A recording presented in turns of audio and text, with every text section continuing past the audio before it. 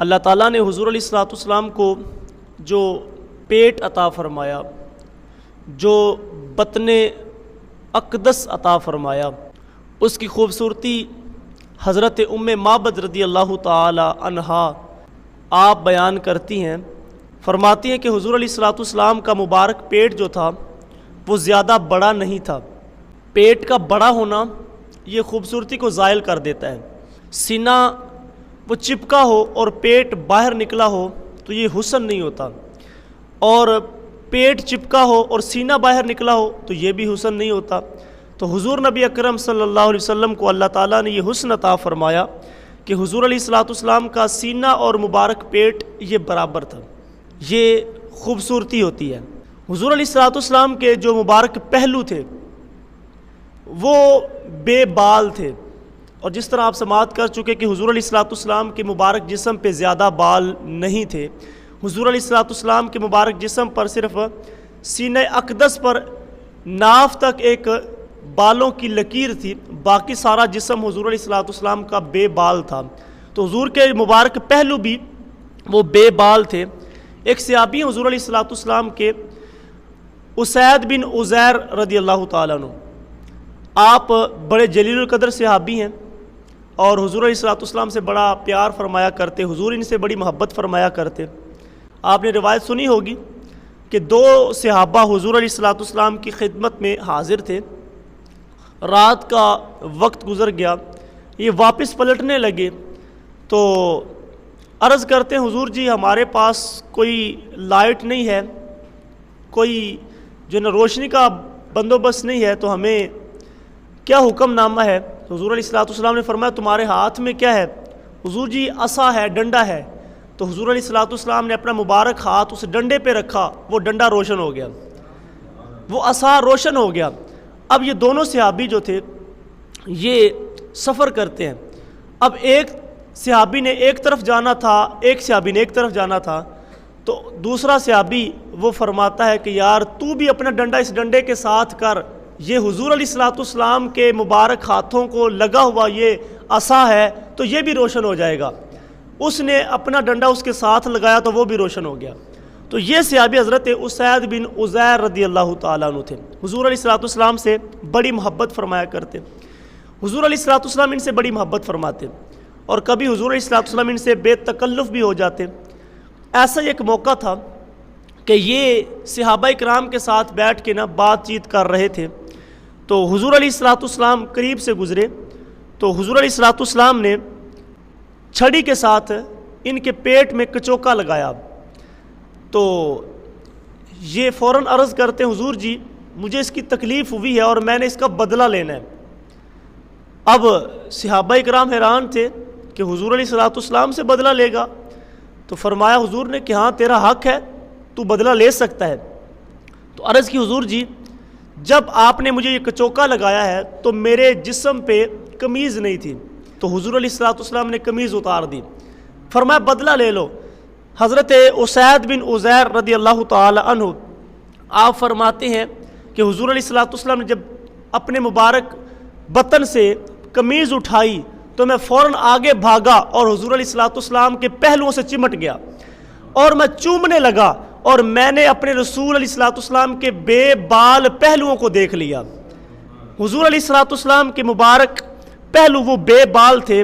اللہ اکبر۔ تو یہ حضور علیہ الصلوۃ والسلام کو اللہ تعالیٰ نے خوبصورتیاں عطا فرمائی، اور حضور علیہ الصلوۃ والسلام کو یہ اللہ نے حسن عطا فرمایا۔ تو حضور کے مبارک پہلو بھی خوبصورت، اور حضور علیہ الصلوۃ والسلام کا مبارک پیٹ بھی خوبصورت، حضور علیہ الصلوۃ والسلام کے مبارک پیٹ کا ظاہر بھی خوبصورت، اور اس کے اندر جو شکم ہے وہ بھی خوبصورت، اور حضور علیہ السلام کی جو مبارک کمر ہے، حضور علیہ الصلوۃ والسلام کی پشت مبارک وہ بھی خوبصورت۔ صحابی کا نام ہے حضرت محرش بن عبداللہ رضی اللہ تعالیٰ عنہ، کہتے ہیں کہ میں حضور علیہ الصلوۃ والسلام کے ساتھ سفر پہ تھا، اور یہ سفر مکہ المکرمہ کا تھا۔ تو ایک جگہ پر راستے کے اندر حضور علیہ الصلوۃ والسلام نے احرام باندھا، تو جب حضور علیہ الصلوۃ والسلام نے احرام باندھا نا تو میں نے اپنے رسول علیہ الصلوۃ والسلام کی مبارک پشت کی زیارت کر لی۔ اب ان کے لفظ سنیے، وہ کہتے جب میں نے حضور علیہ الصلوۃ والسلام کی مبارک پشت کی زیارت کی نا مجھے یوں لگا جیسے چاندی کی ڈلی نہیں ہوتی، اتنی چمکدار حضور علیہ السلام کی مبارک پشت تھی، چاندی کی ڈلی کی طرح۔ حضور علیہ السلام کی مبارک پشت بھی سونی اور حضور علیہ السلام کا مبارک پیٹ بھی سونا، حضور علیہ السلام کا مبارک سینہ وہ بھی سونا۔ اور آپ سماعت کر چکے کہ سینہ اور پیٹ کا برابر ہونا یہ زیادہ خوبصورتی ہوتی ہے۔ حضرت اماں جی عائشہ صدیقہ رضی اللہ تعالی عنہا آپ فرماتی ہیں کہ حضور علیہ السلام کے سینہ اقدس کے بارے میں، کانا رسول اللہ صلی اللہ علیہ وسلم واسع ظہر، حضور علیہ السلام کا مبارک سینہ وہ وسیع تھا، وہ واسع تھا، وہ چوڑا تھا۔ کشادہ سینہ یہ مردانہ وجاہت کی ایک علامت ہوتی ہے۔ تو حضور علیہ السلام کا مبارک سینہ، اس کے بارے میں عریض الصدر کے لفظ بھی آئے ہیں کہ حضور علیہ السلام کا کشادہ سینہ تھا۔ حضور علیہ السلام کا مبارک پیٹ وہ ظاہراً بھی خوبصورت اور شکم بھی خوبصورت۔ اللہ نے حضور علیہ السلام کو ارشاد فرمایا کہ محبوب اگر آپ چاہیں تو میں یہ بطحہ مکہ سونے اور چاندی کا بنا دوں اور تیرے ساتھ ساتھ چلے، لیکن حضور علیہ السلام نے عرض کی باری تعالیٰ میں تو یہ چاہتا ہوں کہ مجھے ایک وقت کا کھانا ملے اور ایک وقت میں فاقے سے کاٹوں، جب مجھے کھانا ملے تو میں تیرا شکر ادا کروں، اور جب تو فاقہ دے تو میں تیری تسبیح پڑھوں اور میں تیری حمد و ثنا بیان کروں۔ علماء نے لکھا ہے کہ حضور علیہ السلام کا جو فقر ہے یہ اضطراری نہیں ہے، یہ اختیاری ہے۔ یعنی حضور علیہ السلام، بعض لوگ ہوتے ہیں جی کسی کے پاس ہے نہیں، میسر نہیں، اور وہ صبر کرتے ہیں، تو یہ بھی بڑی بات ہے۔ کچھ لوگ ایسے بھی ہیں جن کے پاس کچھ ہوتا بھی نہیں اور صبر بھی نہیں ہوتا۔ اب بے صبری کرنے سے کسی طرف سے کچھ آئے گا تو نہیں، لیکن ثواب بھی نہیں ملے گا۔ اگر اللہ تعالیٰ نے آزمائش کے اندر ڈالا ہے تو صبر اگر اللہ نے عطا فرما دیا ہے تو یہ بہت بڑی دولت ہے۔ تو حضور علیہ السلام نے جو فقر اختیار فرمایا تھا وہ اضطراری نہیں تھا، بلکہ خود حضور علیہ السلام نے فقر اختیار فرمایا تھا۔ حضور خود فرماتے ہیں الفقر فخری، فقر میرا فخر ہے، یعنی حضور علیہ السلام کو اس فقیری پر، اس فقر پر ناز تھا۔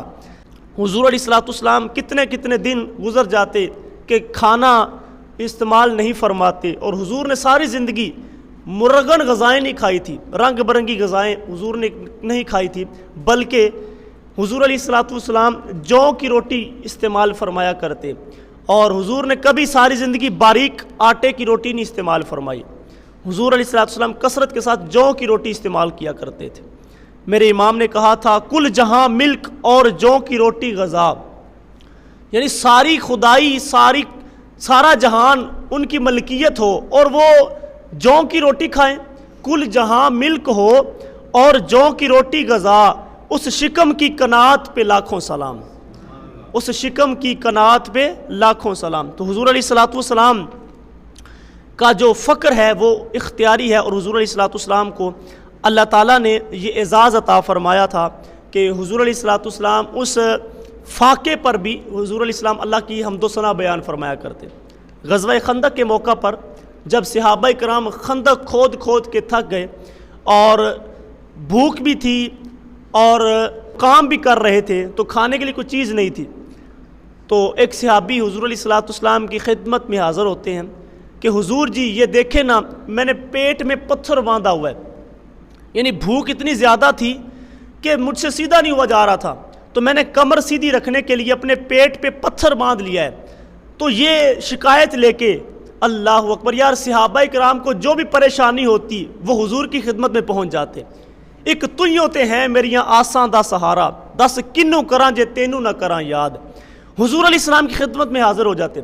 اب عرض کرتے ہیں حضور جی یہ دیکھو نا، میں نے پیٹ کے اوپر پتھر باندھا ہوا ہے۔ تو حضور علیہ السلام نے ان کو کوئی حوصلہ نہیں دیا، حضور نے جنت کی بشارت نہیں دی، یہ نہیں فرمایا کہ صبر کرو، بلکہ حضور علیہ السلام قائدانہ انداز میں اپنے مبارک بطن اقدس سے کپڑا ہٹا دیتے ہیں۔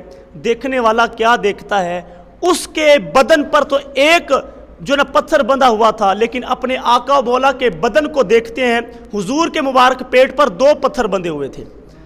حضور علیہ السلام نے 2 پتھر باندھے ہوئے تھے کہ حضور کو اتنی بھوک لگی ہوئی تھی۔ جب انہوں نے یہ دیکھا کہ میں نے تو 1 پتھر باندھا ہے، میری تو بھوک تھوڑی ہے، حضور نے 2 پتھر باندھے ہیں، تو پھر وہ میدان میں نکلے اور کہنے لگے ہم ہیں وہ لوگ جن کے آقا و مولا یہ ہیں، جن کے رسول یہ ہیں، ہم نے اس رسول کا کلمہ پڑھا ہے۔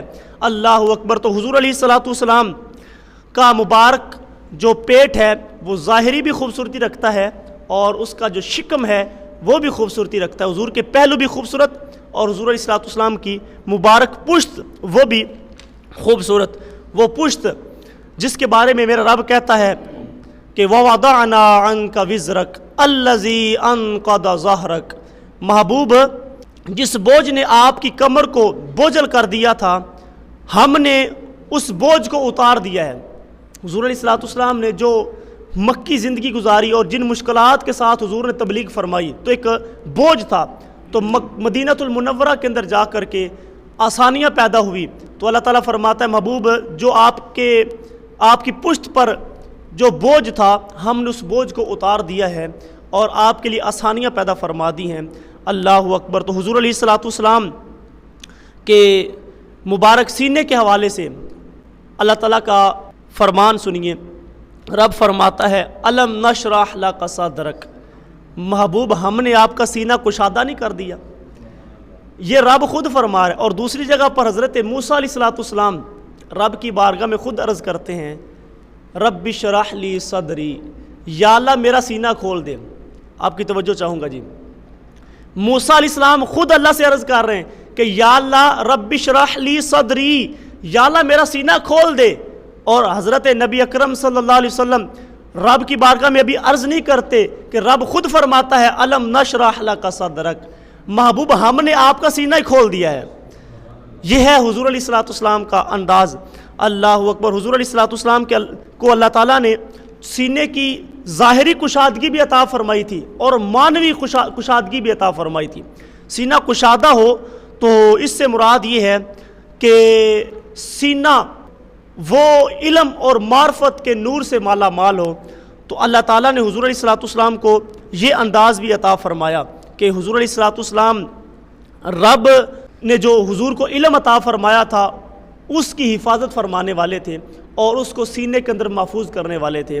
اللہ تعالیٰ نے کتنا علم عطا فرمایا، کتنا حکمتوں اور دانائیوں سے نوازا، ہم صرف ایک اندازہ ہی لگا سکتے ہیں اور سلام عرض کر سکتے ہیں، ان کو ماپ نہیں سکتے، تول نہیں سکتے، اور اس کو پیمائش لے کے اینچی ٹیپ لے کے ماپنا شروع کر دیں تو یہ ایک امتی کا حق نہیں ہے۔ بس حضور علیہ السلام کی عظمتوں کو دیکھ کے سلام ہی کر سکتے ہیں۔ حضور علیہ السلام ایک دن قرب قیامت کے فتنوں کا ذکر کر رہے تھے۔ حضور علیہ السلام نے فرمایا کہ قرب قیامت میں دجال آئے گا اور میرے غلام اس دجال کے مقابلے میں نکلیں گے۔ دجال کب آئے گا؟